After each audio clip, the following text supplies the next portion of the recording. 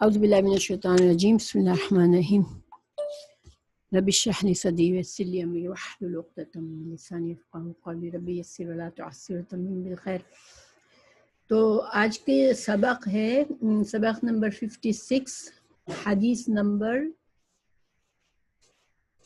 71، کتاب ہے بخاری، صحیح بخاری کی کتاب العلم۔ تو ہم حدیث نمبر 71 پر ہیں۔ باب من جس کے ساتھ یریدو ارادہ کرے اللہ اللہ، ارادہ جو ہے ہم اردو میں بھی بولتے ہیں، یہ اسی روٹ ورڈ سے بنا ہے۔ تو جس کے ساتھ ارادہ کرے اللہ، بھی ساتھ اس کے خیرن، خیر کا لفظ خیر جو ہے وہ اصل میں اخیر تھا۔ اخیر کیا ہوتا ہے؟ اکبر کے وزن پر ہے۔ اکبر سب سے بڑا، اصغر سب سے چھوٹا، افضل سب سے زیادہ فضیلت والا۔ تو اخیر سب سے زیادہ خیر، سب سے زیادہ بھلائی۔ تو جب عربی زبان میں کوئی لفظ زیادہ استعمال ہوتا ہے تو اس کو مختصر کر دیتے ہیں، تو اخیر کو خیرن، خیر کر دیا۔ تو اللہ جس کے ساتھ، ترجمہ اب کیسا ہوگا کہ باب اس بارے میں کہ اللہ جس کے ساتھ ارادہ کرے بہت بڑی خیر کا، ٹھیک ہے، بڑی خیر کا، بڑی بھلائی کا، یفقہ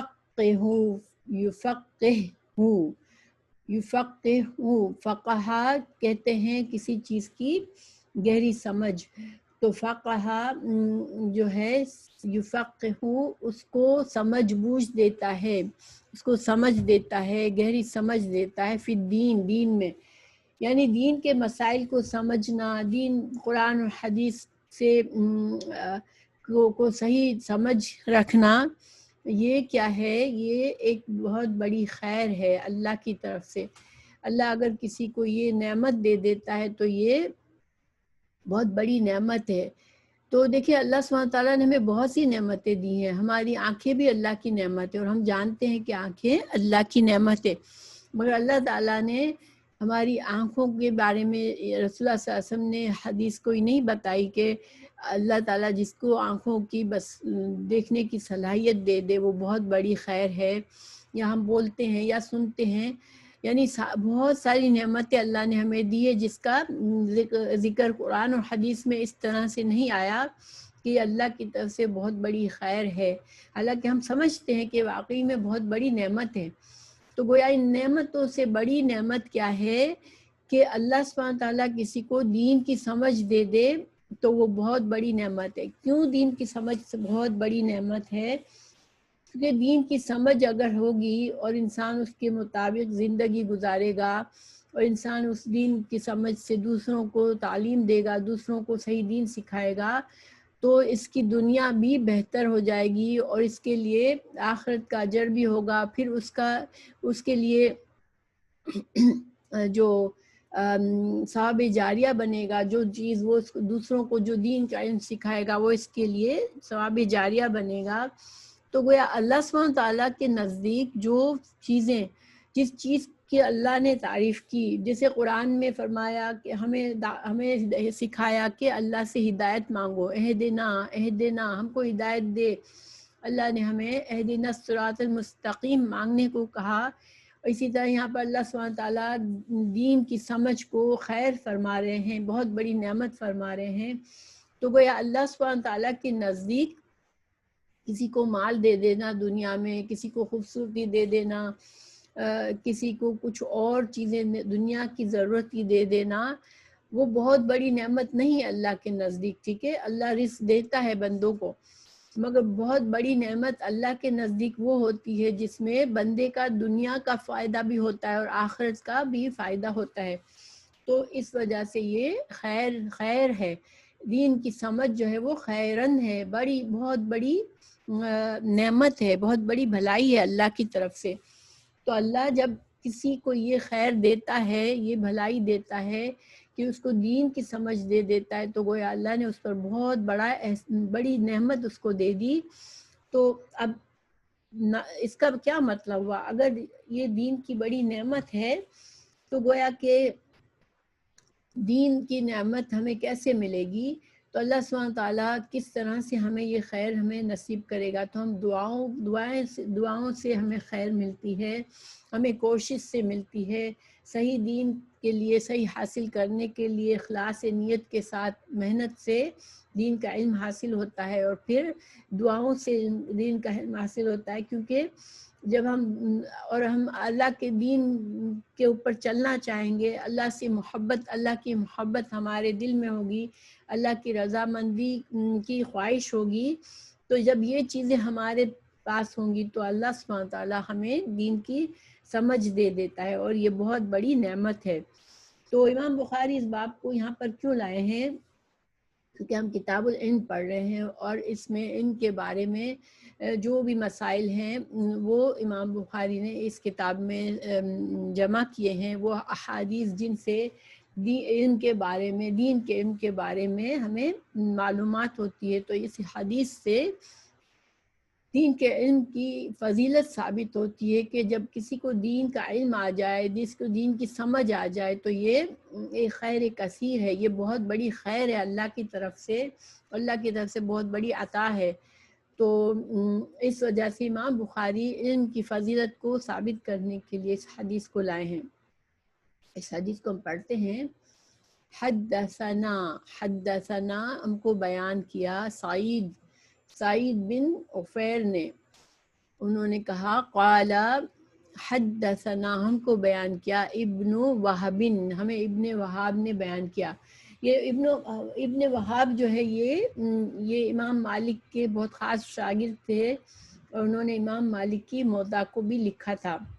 تو ابن وہاب نے اس حدیث کو بیان کیا عن یونس سے، اور یونس نے ابن شہاب سے عن ابن شہاب قال، کہا قال حمید بن عبد الرحمن، حمید بن عبد الرحمن نے ہم سے کہا سمعت، میں نے سنا، یعنی کہ حمید نے سنا معاویہ کو خطیباً، کہ وہ خطبہ دے رہے تھے، یقول وہ کہہ رہے تھے.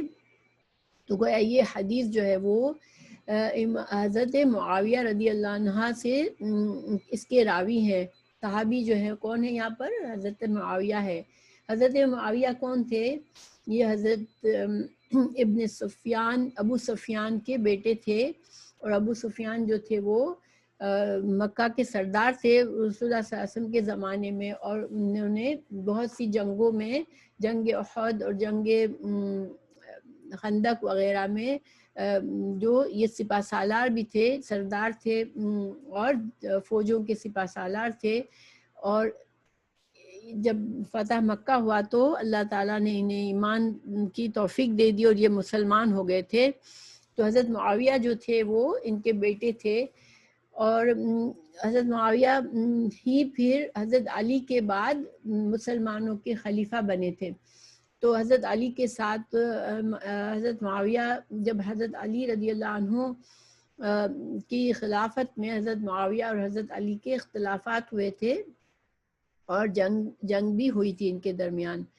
تو حضرت معاویہ جو تھے وہ خلیفہ بنے، اور تو یہ خلیفہ تھے، اور خلیفہ جو ہے اس زمانے میں مسجد میں خطبہ بھی دیتا تھا، امام بھی وہی ہوتا تھا. تو خطبہ دیتے ہوئے انہوں نے یہ حدیث بیان کی، سمعت، میں نے سنا نبی صلی اللہ علیہ وسلم، نبی صلی اللہ علیہ وسلم سے، یقول، آپ فرما رہے تھے، من جس کے ساتھ یرید و ارادہ کر لے اللہ بخیر، خیر کا، یفقہ، تو وہ اللہ اس کو سمجھ دے دیتا ہے، فی الدین، دین کی سمجھ دے دیتا ہے اس کو، دین کے قرآن و حدیث کی باتیں اس کو سمجھ آنے لگتی ہے، اور کیا کرنا ہے کیا نہیں کرنا ہے، کیا آداب ہونے چاہیے، کیا طریقہ ہونا چاہیے، کس طرح سے معاملات ہونے چاہیے، کیا اخلاق ہونا چاہیے.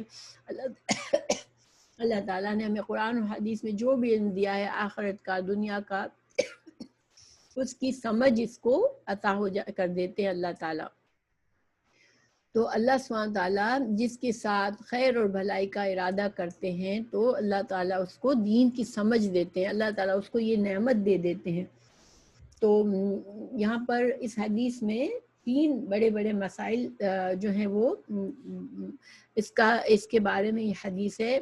اب یہ تو ایک مسئلہ ہو گیا. اب دوسرا مسئلہ یہ ہے کہ انما، اب صلی اللہ علیہ وسلم نے فرمایا انما، بے شک میں، انا قاسم، میں جو ہوں قاسم ہوں. قاسم کا مطلب تقسیم کرنے والا. ہم اردو میں تقسیم جو کہتے ہیں یہ اسی روٹ ورڈ سے ہے. میں تقسیم کرنے والا ہوں. واللہ، اور اللہ تعالیٰ، یعطی، عطا کرنے والا ہے. یہ دوسرا مسئلہ ہے. یہ کیا مسئلہ ہے کہ اللہ، اس کے دو معنی لیے گئے ہیں. ایک تو اس حدیث کے ساتھ اگر ہم اس کو کنیکٹ کریں تو رسول اللہ صلی اللہ علیہ وسلم فرما رہے ہیں کہ دین کا جو علم ہے وحی نازل کرنا اللہ کا کام ہے. اللہ نے مجھ پر جو وحی نازل فرمائی میں نے وہ اپنی امت میں بانٹ دی. میں نے اپنے امت کو پہنچا دیا. جو علم اللہ نے مجھے دیا وہ میں نے امت کو دے دیا، امت میں بانٹ دیا. تو ایک تو یہ معنی ہے. دوسرا یہ معنی ہے کہ مال غنیمت میں ایسا ہوتا تھا کہ مال غنیمت جب جنگ کے لیے جاتے تھے مسلمان، تو جو بھی دشمن سے جب اگر ہار جاتا اور مسلمانوں کے ہاتھ ان کی جو بھی چیزیں آتی تھیں یا ان کے غلام آ جاتے تھے، ان کے لوگ غلام ہو جاتے تھے، تو یہ جو ہے اس مال غنیمت کی تقسیم جو ہے اس طرح ہوتی تھی کہ اس میں سے مجاہدین کو حصہ دیا جاتا تھا، اور جو اس کا 5واں حصہ ہوتا تھا مال غنیمت کا وہ رسول اللہ صلی اللہ علیہ وسلم کے پاس رہتا تھا، جس میں سے آپ اپنی مرضی سے اس کو جہاں ضرورت سمجھتے تھے وہاں پر اس کو تقسیم کرتے تھے. کیونکہ دیکھیے ایک معاشرے میں ایک معاشرے میں حکومت کے پاس کچھ مال ہونا چاہیے جس سے اس معاشرے کے ضرورت مند طبقے کی ضروریات کو پوری کیا جائے. اسی طرح دفاع کے لیے، جہاد کے لیے ضرور ہوتا ہے کہ کسی کو سواری دلانا ہے یا کسی کو جنگی سامان دلانا ہے. تو آپ صلی اللہ علیہ وسلم اپنے جہاں پر ضرورت محسوس کرتے تھے اس طرح سے اس کو تقسیم کرتے تھے. 5واں حصہ فرض تھا کہ اگر کوئی جنگ ہوئی، اسلامی جنگ ہوئی، جہاد ہوا، تو جو کچھ مال آیا اس کا 5واں حصہ رسول اللہ صلی اللہ علیہ وسلم کو دینا فرض تھا. تو یعنی کہ پھر اس کو خمس کہتے تھے.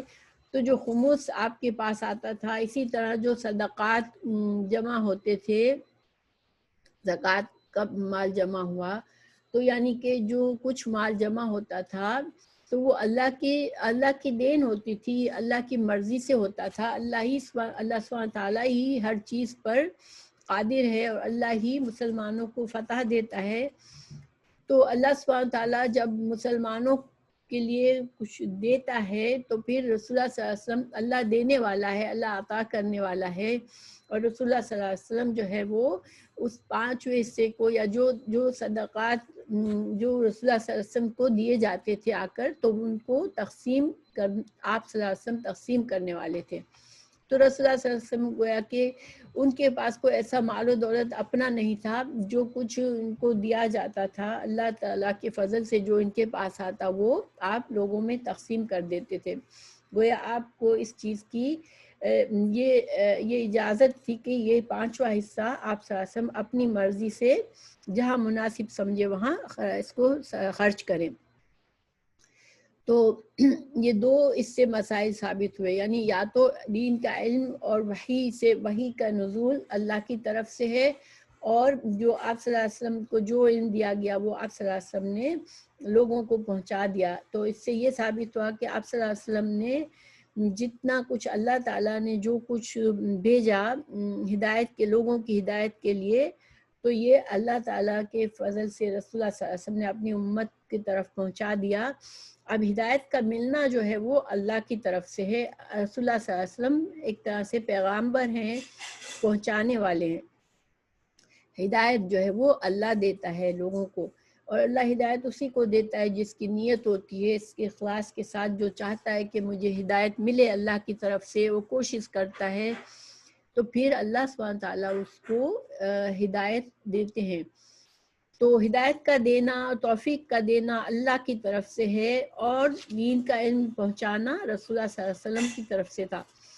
آپ صلی اللہ علیہ وسلم ہادی تھے کہ آپ راستہ دکھاتے تھے، اور پھر ہدایت راستے پر جمانا اور راستے پر چلانا جو تھا وہ اللہ سبحانہ تعالیٰ کے ذمے تھا۔ اللہ تعالیٰ کے سوا کوئی اور کسی کو توفیق اور ہدایت نہیں دے سکتا۔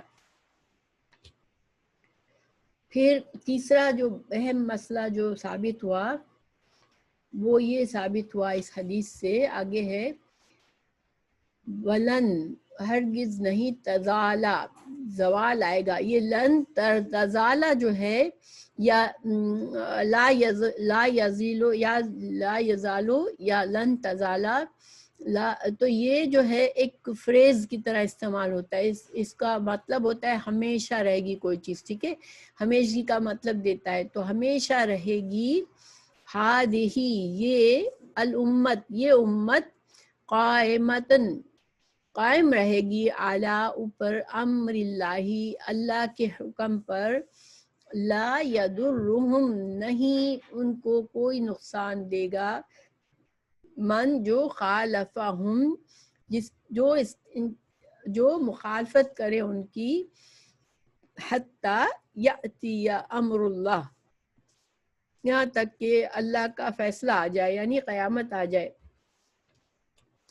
تو یہاں پر ہمیں پتہ چلتا ہے کہ رسول اللہ صلی اللہ علیہ وسلم کی جو امت ہے، جو آپ کا لایا ہوا دین ہے، وہ قیامت تک رہے گا، یعنی کہ پچھلی شریعتیں جو آئیں، پچھلے رسولوں کی شریعتیں تھیں، پچھلی امتیں تھیں، وہ گمراہ ہو گئی، اور پھر ایسا وقت آیا کہ ان کی امت میں کوئی نہ رہا جو کہ صحیح دین پر ہو، اور وہ پھر اللہ سبحانہ تعالیٰ نے اس کو منسوخ کر دیا، ان شریعتوں کو مکمل طور پر منسوخ کر دیا، اور پھر اللہ تعالیٰ نے رسول اللہ صلی اللہ علیہ وسلم کو جو دین دیا، اب اللہ نے اس کی حفاظت خود کرنے کا، اللہ تعالیٰ نے اس دین کی حفاظت کرنے کا خود اپنے ذمے لیا ہے۔ تو یہ دین پر صحیح جو دین ہے، جو دین آپ صلی اللہ علیہ وسلم لائے، وہ جو ہے وہ قیامت تک ایسے لوگ ہوں گے جو کہ اس دین پر قائم ہوں گے، پوری کی پوری امت کبھی بھی گمراہ نہیں ہو جائے گی، کہ امت میں کوئی بھی نہیں ہے جو اس کو پتا ہو کہ صحیح دین کیا تھا۔ تو اللہ تعالیٰ نے قرآن اور حدیث کی حفاظت فرمائی، خود ہی قرآن میں ہی اللہ تعالیٰ نے ہمیں بتا دیا کہ اللہ نے ہی نازل فرمایا ہے، اِنَّا نَزَّلْنَا الذِّكْرَ وَإِنَّا لَهُ لَحَافِظُونَ، کہ ہم نے ہی آج ذکر کو نازل فرمایا ہے، اور ہم ہی اس کے محافظ ہیں۔ تو آج ذکر میں قرآن اور حدیث دونوں ہیں۔ دیکھیں اگر دونوں نہ ہوتے تو آج ہم اتنے سالوں کے بعد ہم رسول اللہ صلی اللہ علیہ وسلم کی اطاعت کیسے کرتے؟ تو ہمیں قرآن میں کئی جگہ بتایا گیا ہے کہ اللہ اور اللہ کے رسول صلی اللہ علیہ وسلم کی اطاعت کرو، اور اسی کو ایمان کا حصہ بتایا ہے۔ تو اللہ تعالیٰ قرآن بھی آپ صلی اللہ علیہ وسلم ہی پر نازل ہوا، آپ ہی نے صحابہ کرام کو سکھایا اور انہوں نے ہم تک پہنچایا۔ اسی طرح حدیث کا علم جو وہی خفی تھی، یعنی کہ ایک تو وہی آپ پر نازل ہوئی قرآن کی حیثیت سے، دوسری جو خفیہ وحی تھی جو کہ آپ کی احادیث ہیں۔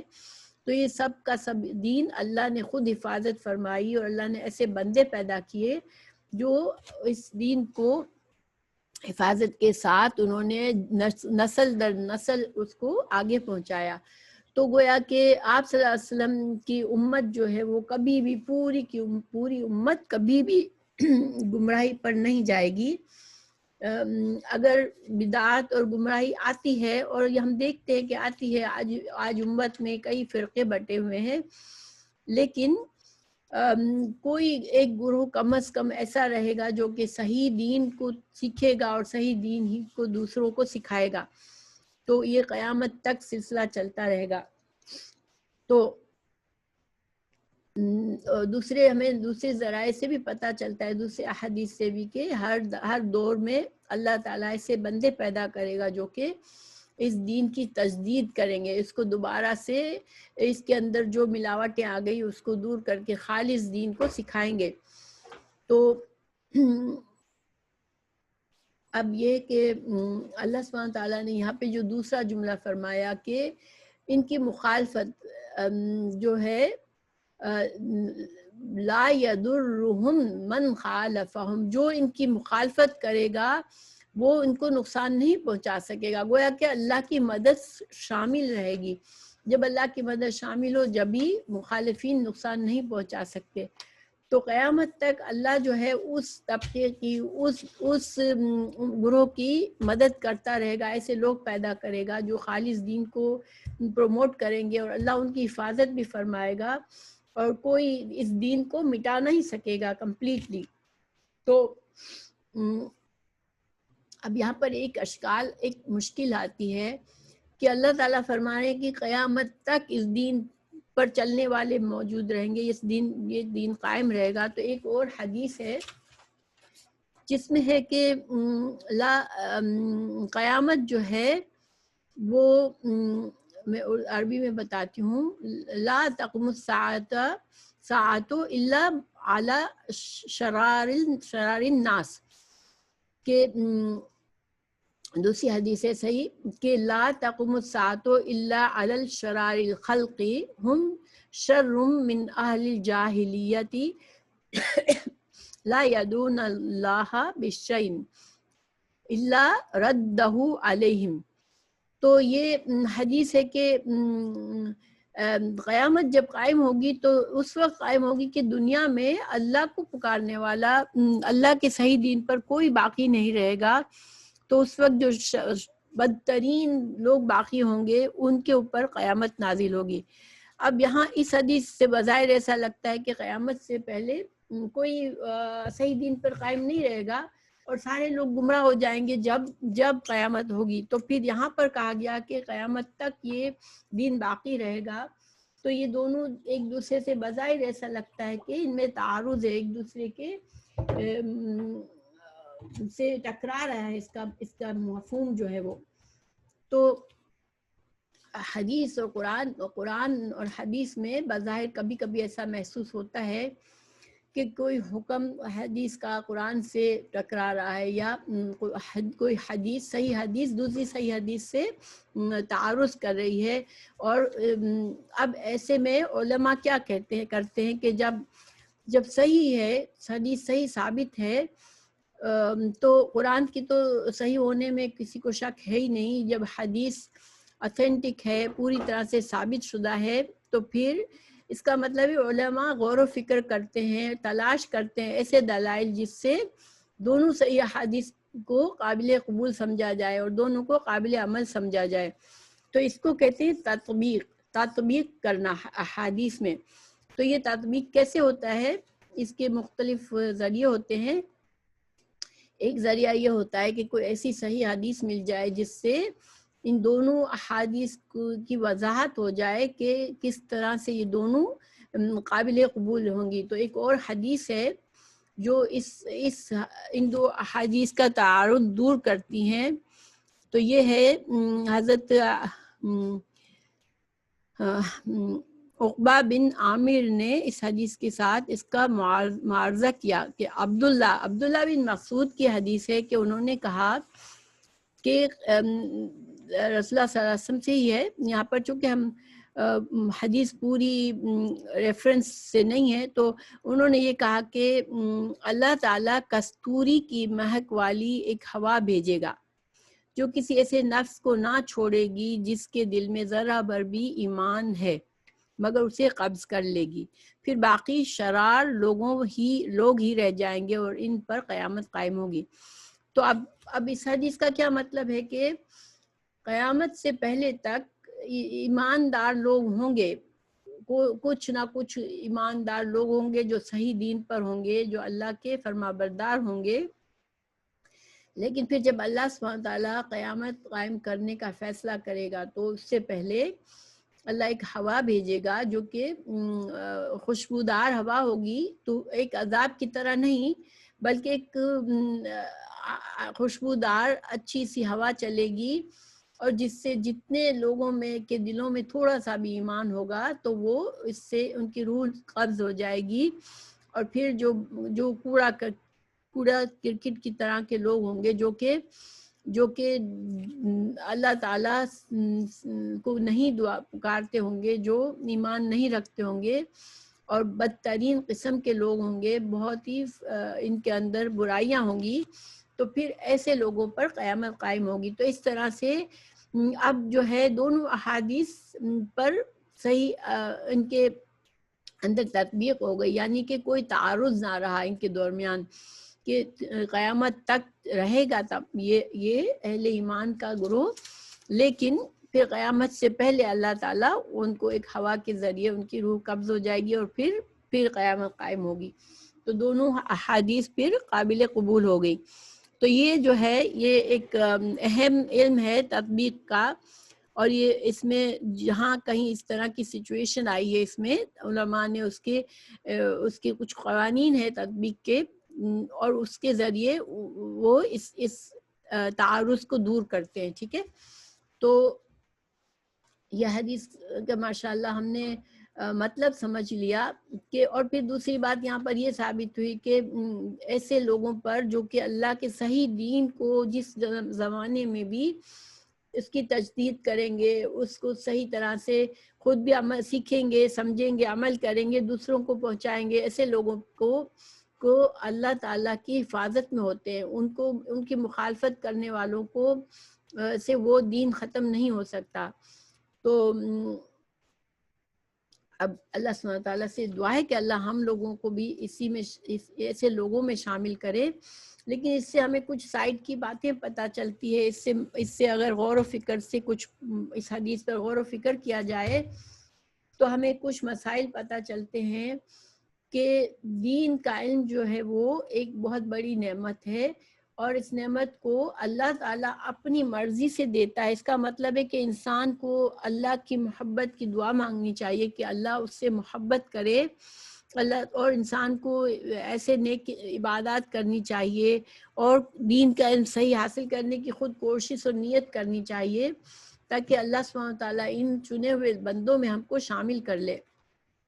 اور دوسری بات یہ کہ اس دین کی صحیح حالت میں اس کو اپنے بچوں کو بھی سکھائے، تاکہ ہمارے بچے اس گروہ میں شامل ہو جائے جن پر اللہ کی مدد جن کو حاصل ہے، اور وہ اس دین کو آگے لے کر چلیں گے انشاءاللہ۔ تو ایک تو یہ پتہ چلتا ہے ہمیں، دوسرا یہ پتہ چلتا ہے کہ دین کا جو صحیح علم ہے وہ سیکھنے سے آتا ہے، محنت سے آتا ہے، دعاؤں سے آتا ہے، اور صحیح نیت سے کوشش کرنے سے آتا ہے۔ اور یہ جو ہے انسان، ہم لوگ جو مسلمان ہیں، جو مسلمان گھروں میں پیدا ہوئے ہیں، وہ لوگ اس دین کو فور گرانٹیڈ نہ لیں کہ بس ہم تو مسلمان کے گھر میں پیدا ہوئے تو ہم کو جو کچھ آتا ہے وہ صحیح دین ہی ہے اور ہم تو اسلام پر ہے۔ دیکھیں، قرآن اور حدیث کا علم حاصل کرنے کی کوشش بہت ضروری ہے کہ انسان صحیح ترین علم حاصل کرے، اور کسی پر بھی آنکھیں بند کر کے نہ فالو کرے، کیونکہ بدعتی بھی بہت لوگ غلط ہوتے ہیں، گمراہ ہوتے ہیں، دین کے نام پر لوگ دوسروں کو گمراہ کرتے ہیں، دین میں نئے طریقے اختیار کرتے ہیں۔ ہر طرح کے ظاہر انسان ہیں، اچھے برے سب انسان ہوتے ہیں، اور جب دین کے نام پر بھی لوگ برائیاں کرتے ہیں، اور یہ ہمیشہ سے چلا آ رہا ہے، تو ہمیں دین کے علم میں فور گرانٹیڈ نہیں لینا کہ ہم مسلمان ہیں تو ہمیں دین کا علم آتا ہے۔ پھر دوسری بات یہ کہ اس کو دین کا علم اگر آ جائے تو اس کو نعمت سمجھی جائے اللہ کی طرف سے، کہ اللہ تعالیٰ کی خاص نعمت ہے جو مجھے ملی ہے، تو اس پر اللہ کا ہر نعمت کا ملنے پر جو صحیح طریقہ ہے وہ انسان اللہ کا شکر کرے۔ نعمت کا شکر کرنا، یہ نعمت کا حق ادا کرنا ہے۔ اور شکر کیا ہوتا ہے کہ پھر اس نعمت کے مطابق، یعنی علم کے مطابق صحیح طریقے سے انسان زندگی گزارے اور اس کو دوسروں تک بھی پہنچائے۔ اور پھر یہ کہ یہ جو جب اس حدیث سے بہت سے لوگوں نے یہ چاہا کہ یہ گروہ جو ہے یہ ہم ہیں وہ گروہ، اس لیے کہ آپ صلی اللہ علیہ وسلم کی حدیث ہے کہ 73 اتنے گروہ بن جائیں گے میری امت میں، لیکن ایک گروہ اس میں سے صحیح دین پر ہوگا۔ تو وہ صحیح دین کے بارے میں بہت سے لوگوں نے یہ سوچا کہ ہم اس دین پر ہیں اور دعوے کیے، حضرت معاویہ کا بھی یہاں پر خطبہ دینے کا یہ مقصد تھا کہ حضرت علی کے مقابلے میں ہم لوگ جو ہے وہ حق پر ہیں.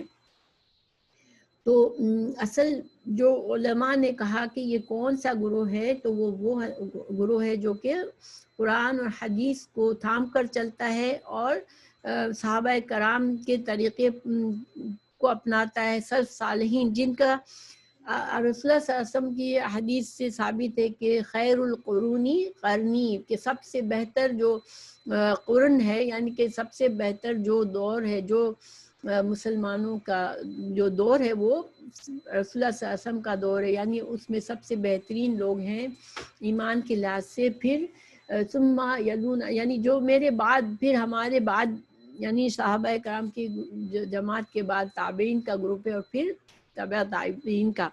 ان تین گروہوں کی آپ صلی اللہ علیہ وسلم نے تین طبقات کی تعریف فرمائی کہ یہ جو ہے وہ اچھے ہیں، سب سے بہتر صحابہ کرام کا زمانہ، پھر تابعین کا زمانہ، پھر تبع تابعین کا زمانہ.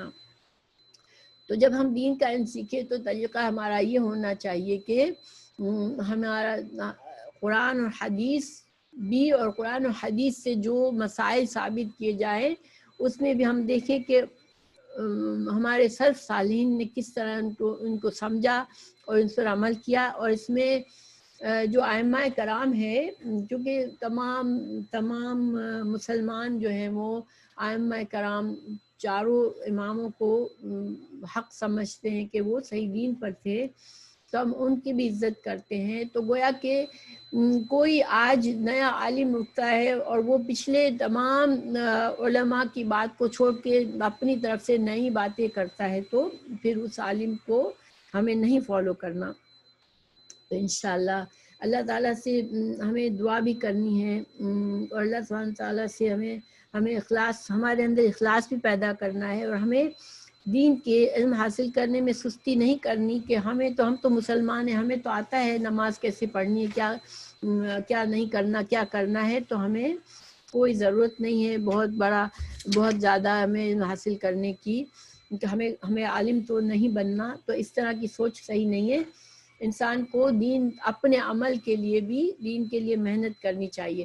امام بخاری اس حدیث کو دوسرے مقامات پر لائے ہیں.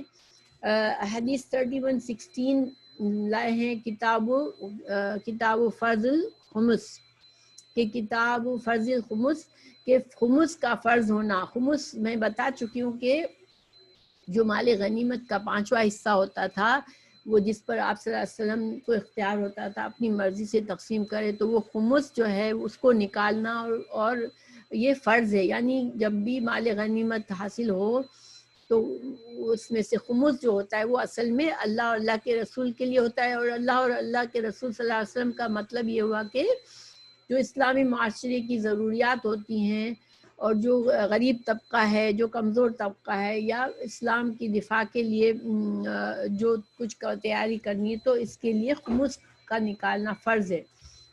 پھر اس حدیث میں امام بخاری نے سورہ انفال کی آیت نمبر 1 کا حوالہ دیا ہے، جس میں اللہ تعالیٰ نے فرمایا کہ خمس جو ہے وہ مال فے جو ہے وہ اللہ اور اللہ کے رسول صلی اللہ علیہ وسلم کے لیے ہے، یعنی کہ رسول اللہ صلی اللہ علیہ وسلم اس کو تقسیم کریں گے. پھر دوسری جگہ 3614 میں لائے ہیں اس کو، کتاب فضیلتوں کے بیان میں. تو اس میں امام بخاری نے ایک باب باندھا ہے، مگر باب کا عنوان نہیں لکھا.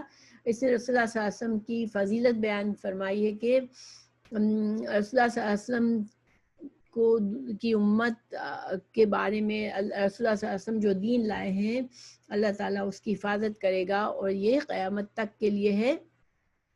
دوسرے رسولوں کی جو بھی شریعت دی گئی، ان کو جو دین دیا گیا، وہ مکمل طور پر اس میں لوگ گمراہ ہوئے، اور اس کو اللہ تعالیٰ نے منسوخ فرمایا. اور اب اس دین، یہ آپ صلی اللہ علیہ وسلم کی فضیلت ہے کہ آپ صلی اللہ علیہ وسلم قیامت تک کے لوگوں کے لیے رسول ہیں، اور ہمارے لیے ان کا اتباع اور ان کی اطاعت ضروری ہے. تو اور پھر یہ مسئلہ ثابت کیا کہ ہر امت میں، ہر دور میں ایک گروہ ضرور رہے گا جو کہ دین کی تجدید کرے گا. اور اس دین کی مخالفت کرنے والے ان کو نقصان نہیں دے سکیں گے. تو یہ 36:14 میں یہ مسئلہ ثابت کیا امام بخاری نے. پھر اس سے یہ بات واضح کی کہ یہ امت جو ہے وہ ساری کی ساری کسی وقت میں بالکل گمراہی میں نہیں پڑ جائے گی. ہمیشہ ایسے لوگ رہیں گے جو کہ صحیح دین کی سمجھ حاصل کریں گے اور صحیح دین پر چلیں گے. پھر دوسری جگہ پر لائے ہیں حدیث 73:12 میں کتاب الاعتصام میں باب ہے رسول اللہ صلی اللہ علیہ وسلم کا اپنی امت کے مردوں اور عورتوں کو وہی باتیں سکھانا جو اللہ نے آپ کو سکھائی، کیونکہ آپ صلی اللہ علیہ وسلم نے فرمایا کہ اللہ عطا کرتا ہے اور میں تقسیم کرتا ہوں. گویا وہی جو ہے اللہ کی طرف سے آتی ہے اور میں اس وحی کو آگے تم لوگوں تک پہنچاتا ہوں. تو پھر بدعت آپ نے نہیں سکھائی، آپ صلی اللہ علیہ وسلم نے وہی سکھایا جو اللہ نے جو دین بھیجا. تو جو آپ صلی اللہ علیہ وسلم نے ہمیں بتا دیا اس سے الگ کوئی نئی چیز ہمارے سامنے آتی ہے. دین صرف وہی ہے جو ہمیں قرآن اور سنت سے ثابت ہے. تو جو اس کے علاوہ جو نئے طریقے ہیں وہ بدعت ہیں اور ہمیں ان سے بچنا چاہیے. پھر 74:60 میں لائیں اس کو کتاب الفرض الخمس. تو اس میں خمس کی وضاحت کی ہے. تو جو 31:16 ہے اس میں اصل میں سورہ انفال کی سورہ کی تفسیر کے لیے لائے اس کو، اور 74:60 میں کتاب الفرض الخمس میں لائے ہیں. تو یہ الحمدللہ ہماری مکمل ہوئی کلاس. اللہ سبحانہ تعالیٰ ہم سے قبول کرے اور کوئی مسٹیک ہوئی اسے اللہ سبحانہ تعالیٰ ہمیں معاف فرما دے اور ہمیں صحیح دین کی سمجھ عطا کرے. اللہ تعالیٰ ہمیں یہ خیر نصیب کرے جو اللہ سبحانہ تعالیٰ اپنی خاص خیر ہے جو دین کی سمجھ ہے وہ نصیب فرما دے ہمیں، اور ہماری اولادوں میں ہم اس چیز کو اللہ تعالیٰ ان کو بھی اسی گروہ میں شامل کرے جو حق پر رہے گا انشاءاللہ، اور ہماری نسلوں میں اللہ ایسے لوگ پیدا کرے جو اس دین کی تجدید کرتے رہیں گے. آمین. تو انشاءاللہ اب ہم یہاں پر کلاس کو ختم کرتے ہیں. السلام علیکم ورحمۃ اللہ وبرکاتہ. سبحانک اللہم و بحمدک اشہد ان لا الہ الا انت استغفرک و اتوب الیک.